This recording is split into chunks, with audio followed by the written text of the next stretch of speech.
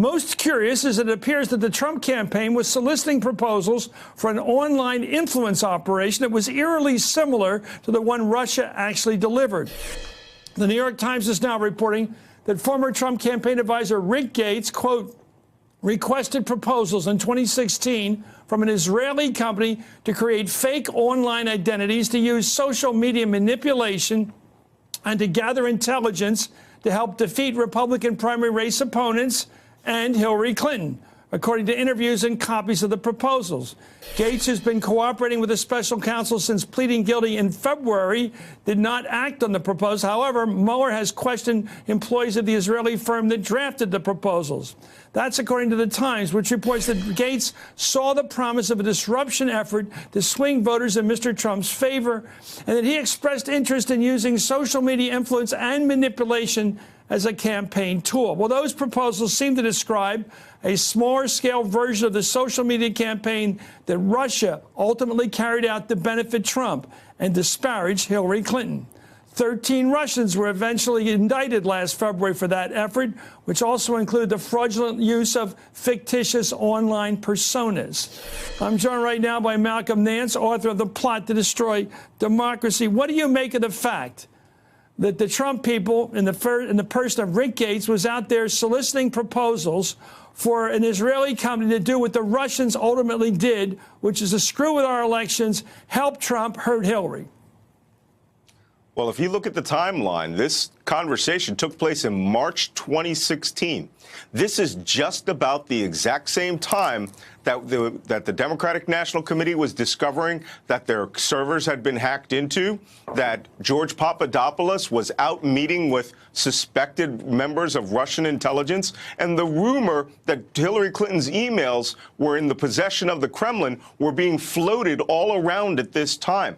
I think that there were multiple teams. We've already seen evidence that there were multiple teams in the Trump camp, in their sphere, that had been looking for information related to Hillary's emails, related to psychological warfare and influence warfare operations, or what the Russians and the Israelis called perception management techniques to find and manipulate voters. Well, let me ask you about what it tells you about the M.O. Here's Rick Gates, who is, of course, a Sancho Panza of Paul Manafort. He's out there, I doubt if he's on his own. He's out there trying to develop a relationship with some overseas foreign operation, which would give them the capability to screw with Hillary's campaign and to help Trump's.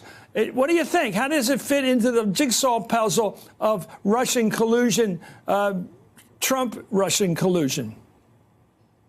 Well, from an intelligence perspective, here's how I would take a look at it. If I were to hear this one data point, I would immediately walk it back and say, why would this individual suddenly be going out and soliciting proposals and receiving proposals related to influence warfare operations targeting a select narrow bandwidth of voters? That means he's had a conversation with someone or has heard a directive from someone to go out and find this information.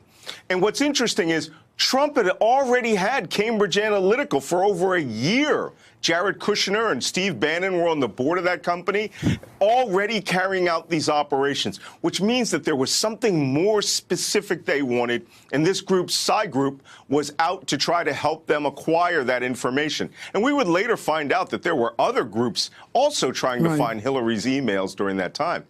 And all the time, Donald Jr. is out there trying to organize something at the Trump Tower. It's a lot of arms to this octopus. Anyway, the Israeli firm known as Psy Group that drafted those proposals at the request of the Trump campaign was owned by Joel Zemel, who later met with Donald Trump Jr. and others at Trump Tower in August of 2016. And that meeting also included Eric Prince and George Nader, who are best known for holding a secretive meeting with a Russian oligarch in the Seychelles, the island in the Indian Ocean, that was just before Trump's inauguration in January 2017. Around that same time, by the way, here's a key fact: Nader reportedly paid $2 million to Joel Zemel, the owner of that Israeli firm, the one they had solicited for help to defeat Hillary. And that's according to the Times, which reports that the reason for the payment has been of keen interest to Mr. Mueller. What is your interest in this? What do you make of this unexplained $2 million payment to the Israeli firm in question? Well, George Nader had also been facilitating operations for the government of the United Arab Emirates and their intelligence agencies by linking Psy Group to the UAE government. It could be that, but we don't know. All we know is that there's unexplained money flying around at a time that psychological influence operations by this Israeli group were paramount for almost everybody. Another key point to this is Robert Mueller went to Israel with Israeli authorities, and they tore Psy Group apart. I mean, they literally interviewed everybody before the grand jury, or the senior management before the grand jury, went there, seized computers and documents. This group is a black hole in the story of which we can only learn more and see whether they were actually tied to Moscow in some way or just an independent operation that Trump funded. Hey there, I'm Chris Hayes from MSNBC. Thanks for watching MSNBC on YouTube. If you want to keep up to date with the videos we're putting out, you can click subscribe just below me or click over on this list to see lots of other great videos.